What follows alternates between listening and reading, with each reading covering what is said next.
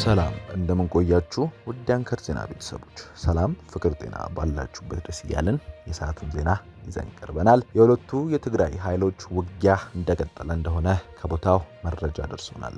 በራያ ቀጠና በሁለቱ የትግራይ ኃይሎች መካከል የሚደረግ ውጊያ መቀጠሉ ተሰምቷል። በአፋር በሐራ መሬት የሚንቀሳቀሱ የትግራይ ሰላም ኃይል ታጣቂዎች በቲዲኤፍ ጋር በተለያዩ ስፍራዎች ውጊያ እንደቀጠለ ነው። በትላንት ዕለት ሁለቱ ኃይሎች በዛታ ወረዳ ለሰዓታት የተዘለቀ ውጊያ ማድረጋቸው የተሰማ ሲሆን በዚህ ግንባር ውጊያ ዓላማ የኮረማ አላማጣ ዋና መንገድ ለመቁረጥና ለመቆጣጠር እንደሆነ ከቦታው ምንጮቻችን ነግረውናል። በራያ በኩል በአፋር አዋሳኝ አካባቢዎች የተቀሰቀሰው ግጭት ከትላንት ጀምሮ ተባብሶ መቀጠሉን ተከትሎ በአካባቢው ማህበረሰብ ደህንነት ላይ አደጋ መደቀኑ ተገልጿል። እንደ ጨርጨር ባሉ የራያ አካባቢዎች ከሁለት ቀን በፊት የጀመረው የከባድ መሳሪያ የተደገፈ ውጊያ በማህበረሰቡ ላይ ከፍተኛ ጫናም እየፈጠረ ነው። የህወሓት ታጣቂ ኃይል በአፋር ክልል የመሸገውን የትግራይ ሰላም ኃይል ለመዋጋት ወደ ክልሉ ዘልቆ መግባቱ ተሰምቷል። በዚህም የአፋር ክልል የጸጥታ ኃይሎች ለህወሓት ኃይሎች ምላሽ ሰጥተው በከባድ መሳሪያ የተደገፈ ውጊያ እየተካሄደ ነው። በአፋር ክልል ያሉ ወረዳና ከትላንት በስቲያ ጥር 26 2013 በትግራይ ሰላምና ኃይል የአፋር ጸጥታ ኃይሎች በአንድ ወገን ሆነው ከህወሓት ጋር ውጊያ ሲያደርጉ ውለዋል። እንደ ጨርጨር፣ ኮርማ፣ አፍላና መሆን ያሉ የራያ አካባቢዎች ላይ ከባድ መሳሪያ ድምጽም እንደሚሰማ ነዋሪዎች ጠቁመዋል።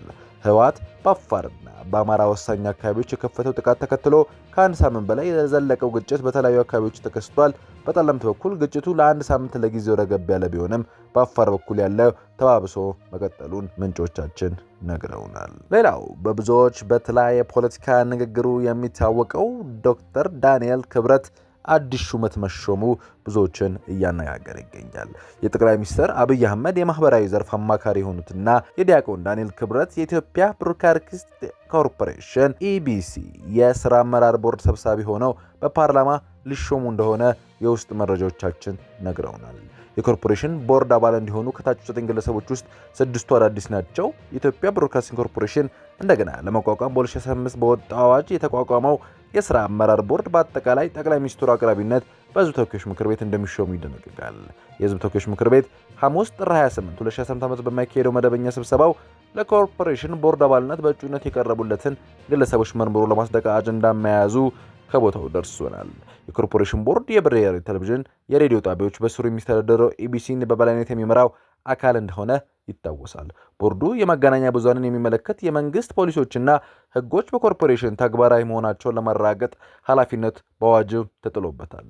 በነገው የፓርላማ መደበኛ ሹመታቸው እንደሚጸድቅላቸው ከሚጠበቁት አዳዲስ የቦርድ አባላት መካከል ዲያቆን ክብረት ይገኙበታል። ለመሰል ኃላፊነት እንግዳ ያልሆኑት ዲያቆን ዳንኤል የኢትዮጵያ ፕሬስ ድርጅት የቦርድ አባልነት ሹመት ለ3 ተከታታይ ጊዜም ማግኘታቸው ይታወሳል። ጀነራል ዳጋሎ ጦር በኢትዮጵያ ድንበር አቅራቢያ የከፈተው ውጊያ ድል እየቀናው መሆኑን አስታወቀ።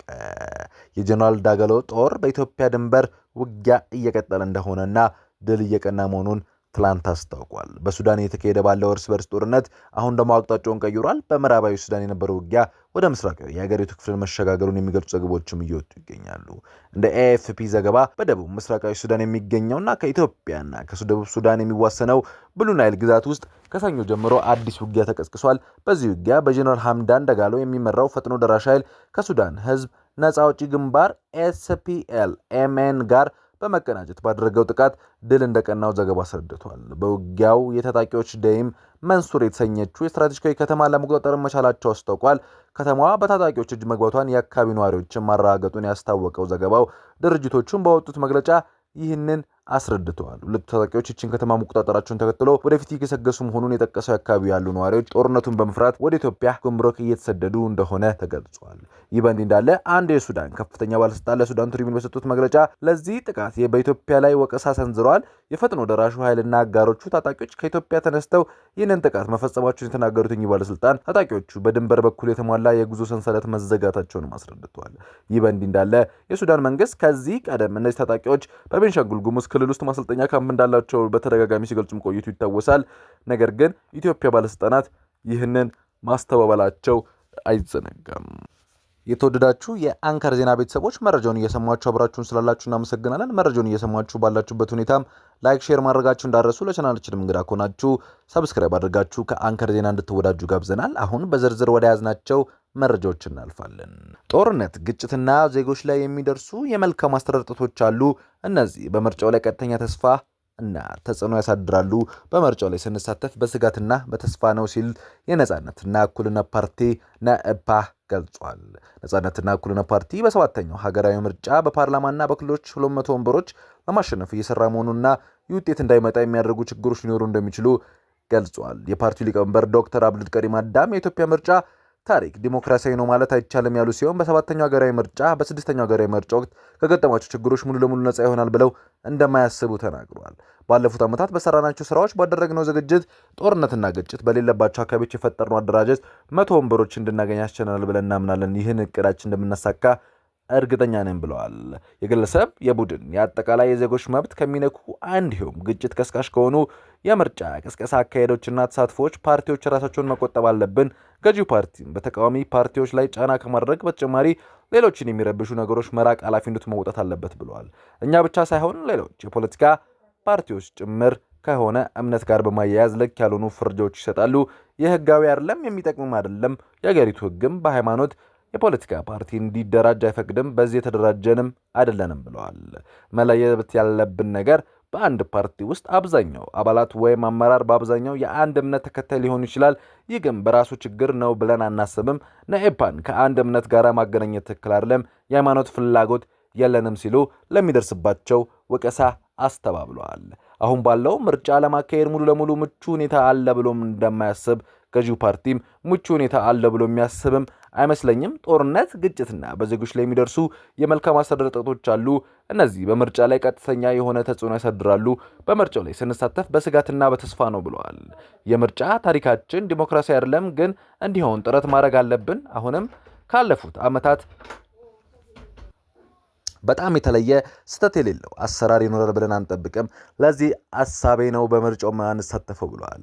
ከእጩ ምዝገባ በተገናኘ ያሉ ነገሮች ላይ ወቀሳ ሲያቀርቡት ሰምቷል። ኢትዮጵያ ብሔራዊ ምርጫ ቦርድ ለሰባተኛው ጠቅላላ ምርጫ ፖለቲካ ፓርቲዎች እጩ ተመዝጋቢዎችን ሙሉ በሙሉ በዲጂታል ስርዓት እንዲመዘገቡ በማድረግ በአሁኑ ሰዓት የእጩዎች ምዝገባም እየተካሄደ እንደሆነ ተገልጿል። ነገር ግን በዚህ ላይ በተደጋጋሚ እንደምንሰባው እኛን ጨምሮ ለተቃዋሚ ፖለቲካ ፓርቲዎች የዲጂታል ስርዓቱ ምንም እንኳን ተገቢ ቢሆንም በተለያዩ አካባቢዎች ያለው የዲጂታል አጠቃቀም አነስተኛ በመሆኑ ብዙ ፓርቲዎች የምንፈልገው ያክል እጩዎች እንዲመዘገብ እየፈቀደ አይደለም ሲሉ ተግዳሮቱን ገልጸዋል።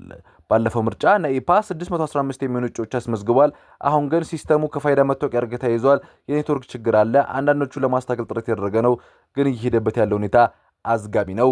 ምርጫው እየደረሰ ነው ብለዋል። ዲጂታል ስርዓቱ ነገሮችን ያፋጥናል የሚለው ግምት ነበረን። ዲጂታል ነው ከተባለ በኋላ የእጩዎችን ዝርዝር የወረቀት እየቀድማችሁ አምጡ የሚለው የምርጫ ቦርድ አሰራር ምንም ትርጉም የሚሰጥ ነገር አይደለም። ሲስተሙ አዝጋሚ በመሆኑ እጩዎችን ለመመዝገብ ተጨማሪ ጊዜ ያስፈልጋል። ሌሎች ፓርቲዎች እየጠየቁ ነው። እኛም በዚህ አጋጣሚ ምርጫ ቦርዱ ተጨማሪ ጊዜ እንዲሰጠን እንጠይቃለን ሲሉ ተናግረዋል። ፓርቲው በሰባተኛው ጠቅላላ ሀገራዊ ምርጫ ተወዳድሮ ለማሸነፍ የሚያስችለው የምርጫ ስትራቴጂ ይፋም አድርጓል። የኢትዮጵያ ፌዴራል ፖሊስ የፖሊስ ተሽከርካሪ ሰሌዳ ለውጥ ሊያደርግ መሆኑ ተሰምቷል። አዲሱ ሰሌዳ ይፋ የሚደረገው ስነ ስርዓት በዋናው መስሪያ ቤት እንደሚካሄድም ተናግሯል። የኢትዮጵያ ፌዴራል ፖሊስ አዲሱ ሰሌካ ከዚህ በፊት የነበረውን የተዘበራረቀ ወጥነት የሌለው የሰሌዳ አጠቃቀም ስርዓት ወደ ሙሉ ለሙሉ የሚያስቀየር እንደሆነ ተብሎ ይታመናል። ሰሌዳው በፖሊሶች በተሽከርካሪዎች አማካኝነት ምንም አይነት የዲስፕሊን ጥሰት እንዳይፈጸም በተሟላ መልኩ ቁጥጥር የሚያስችል እንደሆነም ተገልጿል። አዲሱ ሰሌዳ ዝም ብሎ የቀለምና የቁጥር ብቻ የተቀየረ አይደለም ያለው ፌዴራል ፖሊስ በዘመናዊ የዲጂታል መረጃ ቋት ዳታቤዝ ጋር የታሰረ እንደሆነና አሰራሩ ለቁጥጥር ቀላል ያደርገዋልም ሲሉ አሳውቋል። ከዚህም ባሻገር ሰሌዳዎች በህገወጥ መንገድ የማይባክኑ ከፍተኛ ሴኩሪቲ ያላቸውና ደህንነት መጠበቂያ ሚስጥሮች መለያ ያላቸው ለመሆኑ ለየትኛው የማጭበርበር ስራ የተጋለጡ እንደሆነም ተገልጿል። አዲሱ የሰሌዳ ስርዓት የተሽከርካሪዎች እንቅስቃሴ በቴክኖሎጂ መከታተል የሚረዳና ተመልክቷል። ይህ የወንጀል መከላከል ኦፕሬሽናል ስራዎችን በተፋጠነ ፖሊሳዊ ስነ ምግባራዊ በተመልኩ ማስከተል ለመቆጣጠርም ብሎ አስፈላጊ ዲፎጎችን ለማድረግ ያግዛል ተብሏል። የተወደዳችሁ ተመልካቾቻችን ለሰዓቱ ያዝናቸው ዜናዎች ይመስላሉ። የዩቲዩብ ገጻችንን ሰብስክራይብ፣ ሼር፣ ላይክ በማድረግ አጋርነታችሁን አሳዩን። ሰናይ ጊዜ